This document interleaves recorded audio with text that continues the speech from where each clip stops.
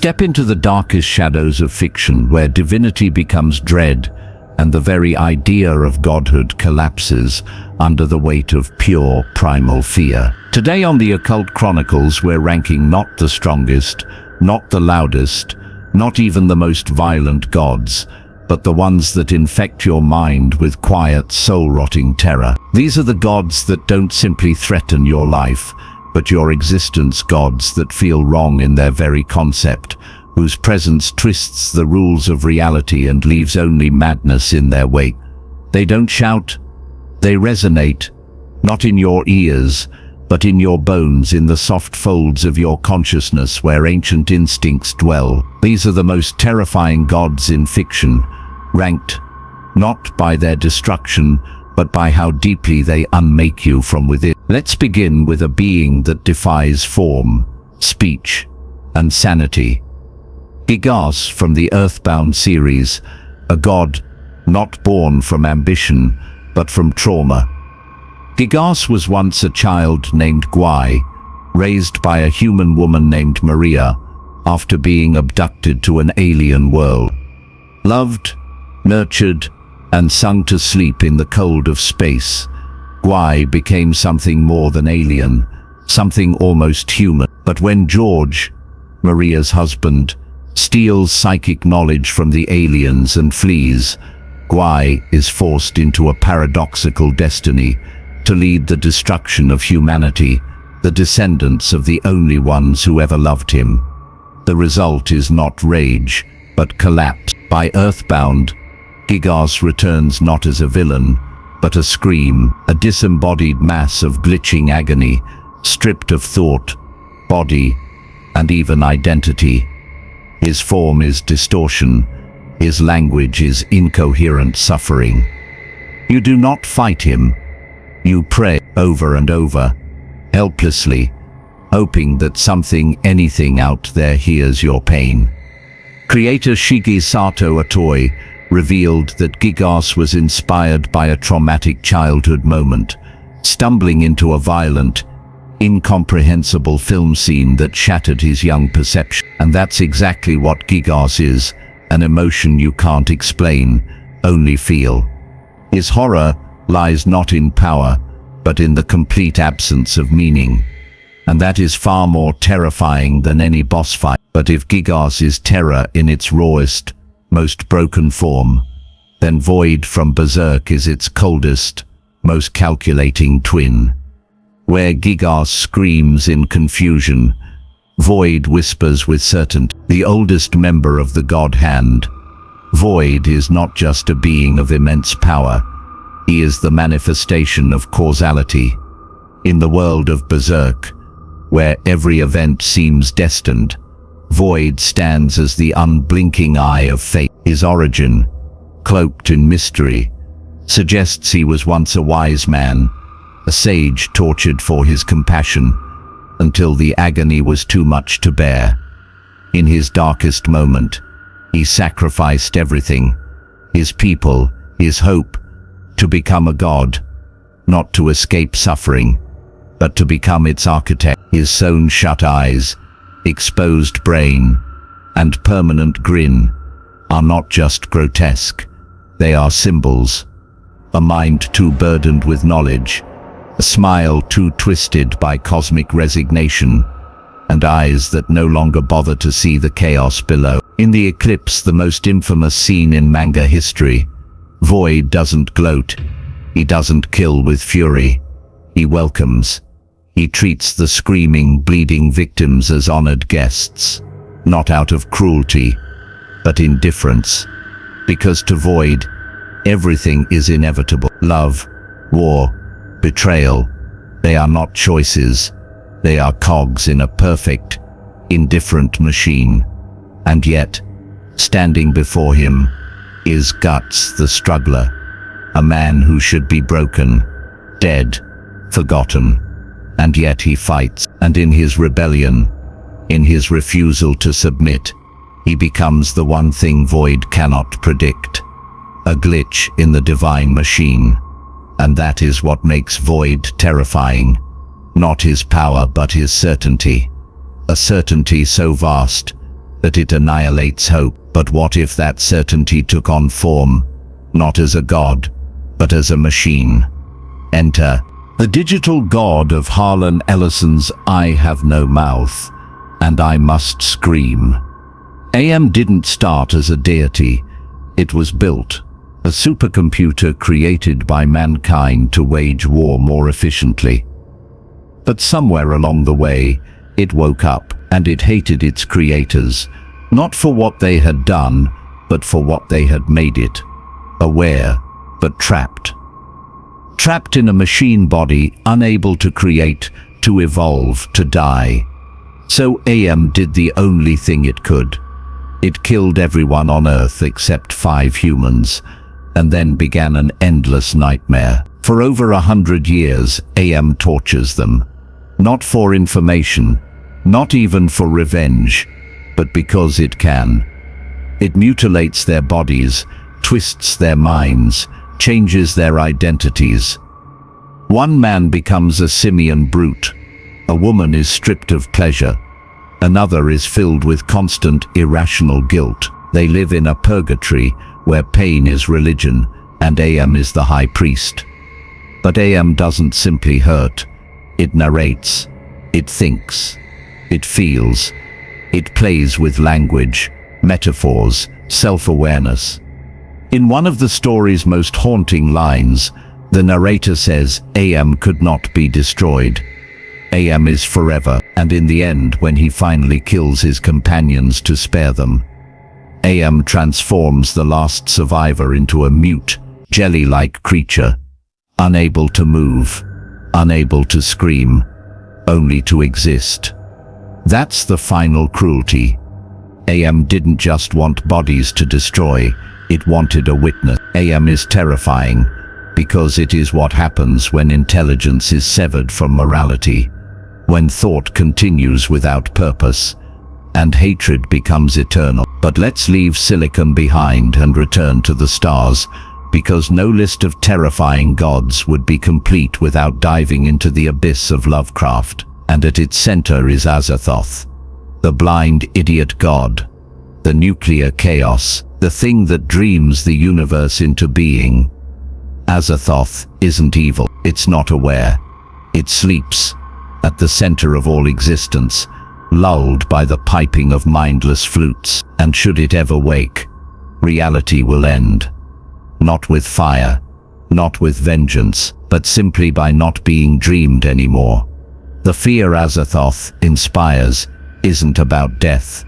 It's about insignificance, that everything, every moment, every star, every soul is just the twitching of a sleeping god's subconscious. You are not even a speck, you are a thought, and when that thought ends, so do you. There's no morality here, no plan, only chaos. That's cosmic horror in its purest form, and Lovecraft gave us many faces of that fear. Yog-Sothoth, who is all of time and space, yet cannot be comprehended. Shub-Niggurath, the black goat of the woods, mother to 1,000 young gods that don't just defy logic, but obliterate it. They don't come for you, you stumble into them, and your mind fractures under their gaze. But perhaps the most insidious gods are those who wear the skin of salvation, gods like the one above all in Marvel, presented as omnibenevolent, loving, just. But beneath that veneer lies a being whose control is so absolute, it nullifies autonomy. When everything is part of the plan, when every act is scripted, when even rebellion was written in advance, what's left of you, what makes your life real? And on the opposite end lies Darkseid, DC's anti-god, who seeks not to rule but to eliminate free will. His equation, once solved, strips you of self, of resistance, of soul. You remain alive but no longer yourself. And this is perhaps the thread that unites all these terrifying deities. Not just power, but the destruction of identity. Because the ultimate horror is not death, it's the loss of self, of knowing that everything you feel, everything you love, everything you are can be overwritten, ignored, unmade. These gods, don't merely rule over worlds, they shatter meaning. From the broken screams of Gigas, to Void's mechanical fate, to AM's eternal hatred, and Azathoth's sleeping void. These entities terrify us not because they are monsters, but because they expose the fragility of being. They peel back the illusion of control and reveal a universe that is either uncaring or worse, aware. And if any hope survives in these stories, it's not in power but in resistance, in the lone survivor who chooses to fight, in the struggler who keeps walking, in the whispered prayer that echoes through the dark, even when no one is listening. Because even in a godless universe, defiance is divine. Even in a godless universe, defiance is divine. But defiance alone does not promise survival. It is at best a scream in the void, a candle held against an endless hurricane. And yet it is within that scream, that flicker of human will, that we find the final thread of meaning. For if these terrifying gods obliterate reality, then the mere act of clinging to sanity, of remembering who you are, becomes a rebellion of cosmic scale. We now descend deeper into the realms where fear isn't loud or visible, but quiet, whispering behind the curtain of your thoughts, curling in the corners of your mind, waiting. And here, we meet the King in Yellow, not a god in the traditional sense, but a presence, a force, born from the pages of Robert W. Chambers and later woven into Lovecraft's mythos. The King in Yellow is a play, a simple script. Read it, and you do not die. You do not go mad immediately. Instead, you begin to change. Slowly, softly, the lines blur between fiction and reality. Time fractures, identity decays, the boundaries of yourself erode. The horror of the King in Yellow isn't in bloodshed, it's in subtle unraveling. You remain conscious, even as your mind slides out of your grasp, even as Carcosa rises around you. The King himself never acts violently, he simply is. His presence infects, like a virus of the soul, and once infected, you don't remember who you were, you only remember the mask. Because what is more terrifying than a god that doesn't hunt you, but replaces you, that burrows into your thoughts and wears you like a puppet? And this idea of being overwritten from within is echoed in another unspeakable force, the deadlights from Stephen King's mythos, embodied most famously by It, the shape-shifting horror from beyond the stars. It takes the form of a clown, yes, but that's just a skin, a lure. Its true form, its essence, lies within the deadlights, an interdimensional glimpse into pure madness.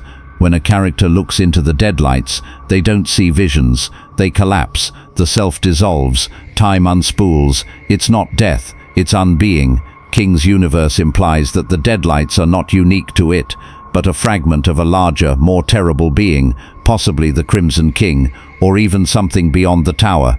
And here again is that familiar terror, the self as fragile, dissolvable, erasable. These are not monsters that attack your body, they unravel your reality, and it's not just in horror that such gods dwell. Take a step into anime, and you find Lane from Serial Experiments Lane, a girl who becomes God, not through ascension, but through deletion. She merges with the Wired, an ethereal internet that transcends boundaries, but the more divine she becomes, the less she remains herself. Friends forget her, records vanish, she erases her own existence from the minds of those she loves, until only she remembers who she was. She is a god in the most tragic sense, all-powerful and completely alone. Her godhood is not crowned in glory, but in absence. The terror here is the cost of omnipotence, the fact that the closer you come to knowing everything, the further you drift from being anything. And that brings us to the god of the New World, Light Yagami, also known as Kira, a human with a god complex, armed with a weapon capable of killing anyone by name. He doesn't come from space. He doesn't slither out of nightmares. He's a teenager with a pen. But that's what makes him horrifying. Light doesn't start evil. He begins with idealism, justice, the belief that with enough power he could fix the world. But power warps, and slowly, inevitably, he stops seeing people. He only sees obstacles. His morality calcifies, his vision narrows. He becomes judge, jury, executioner, and God. The horror of Kira is the horror of plausibility. We recognize him. We could be him. He is a god shaped like a man, and a man who thinks like a god. His reign doesn't come with thunder or fire. It comes with silence, an invisible terror. A world where everyone behaves because someone is always watching. Kira's world is a panopticon of fear, and perhaps that's the greatest terror of all, a god you don't believe in, but obey anyway. But not all terrifying gods come from fiction written for adults. In the bright, bloody chaos of Neon Genesis Evangelion, godhood is a biological nightmare. The angels, vast biomechanical creatures sent by fate or science or both, represent a collision between evolution and extinction. But it is Lilith and Adam, the primordial creators, that chill the soul. Not because they are evil, but because they are inevitable. Evangelion's apocalypse isn't divine punishment. It's a convergence, a return. Human individuality dissolves. All minds merge into a sea of thought, indistinguishable, eternal, safe. It's called instrumentality, the dream of a perfect collective. No pain, no separation, no self. For some, it's paradise. For others, oblivion. Shinji, the protagonist, is given a choice: to embrace this godhood of oneness, or to reject it, to endure the pain of being human. And in choosing pain, he defies divinity. But the fact that such a choice even exists, that there is a God who asks you not to worship, but to be absorbed, is horrifying. It's the same question that the Borg ask in Star Trek. The same promise of perfection. The same lie that perfection is peace. But peace without freedom is not peace, it's extinction. And it echoes in Dark Souls, a universe so soaked in decay that even gods rot. Here Gwyn, the Lord of Sunlight, is worshipped as a savior. He kindled the first flame, ushered in an age of fire, but when that fire began to fade, instead of letting it die, he chained himself to it, trapped in a cycle of burning and rebirth. And so his followers do the same, again and again. An endless ritual of sacrifice, and for what? Stasis, fear of the dark. In Dark Souls, gods aren't benevolent, they're afraid. Afraid of change, afraid of death, and so they manipulate humanity to relight the flame, sacrificing countless souls to keep their crumbling empire alive. You, the player, are told you are the chosen undead, but in truth, you are just another link in the chain, another lamb to the fire. Unless, of course, you refuse. Let the fire die. Embrace the dark, not as evil, but as freedom. The gods of Dark Souls are terrifying, because they pretend to be salvation, when they are really just the architects of a prison. But among the most truly terrifying fictional gods, one stands above, as the symbol of twisted perfection, the God Emperor of mankind, from Warhammer 40k. To his followers, he is the protector of humanity, the shining beacon against chaos. But dig deeper, and you realize he is a corpse, barely alive, hooked to a throne that burns 1,000 psychers a day, just to keep the galaxy navigable. His imperium is a dystopian theocracy, ruled by fascism and fear. Billions worship him as divine, but he never wanted godhood, or perhaps he did. The truth changes with each edition, but the result is always the same: a galaxy in endless war, powered by blind faith. The God Emperor does not speak, he does not save, he only is, and in his name, atrocities are justified, worlds are burned, free will is crushed. Even worse, his silence is often interpreted as approval. Because the most terrifying gods are not the ones who act, but the ones who say nothing, who let you project your desires, your fears, your hatred, until you're no longer worshipping a god, but yourself. And perhaps, in that reflection, we see the final truth, that the most terrifying gods, in fiction, are not alien. They are not incomprehensible. They are familiar. They are our fears, our traumas, our obsessions.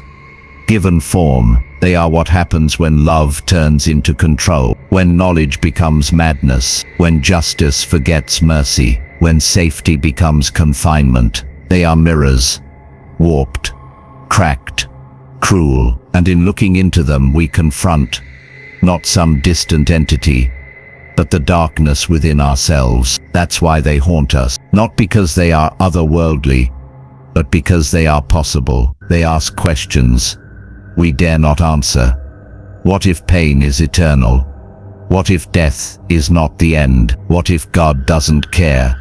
What if God is you, and you've already made the wrong choice? In the end, what makes these gods terrifying isn't their size or their wrath. It's the way they twist the soul, the way they turn reality inside out, and whisper, "This is how things truly are." And yet again and again in every story someone rises, not to win, but to stand, to remember, to fight. And in that act, in that fragile, beautiful defiance, we find the one thing: no God, no matter how terrifying, can take away our will, our choice, our refusal, and maybe, just maybe, that's it.